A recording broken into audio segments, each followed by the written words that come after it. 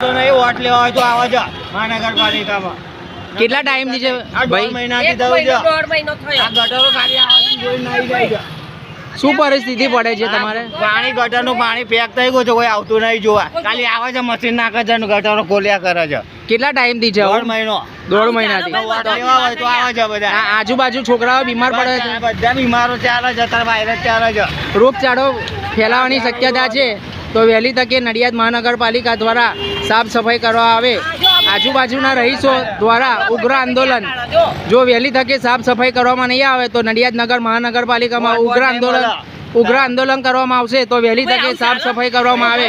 આપ જોઈ શકો છો આ વલિયારી માર્કેટનો દલારામ બાપાનો વિસ્તાર છે, મરીડા ભગોળવાળો વિસ્તાર છે. તો વહેલી તકે સાફ સફાઈ કરવામાં આવે.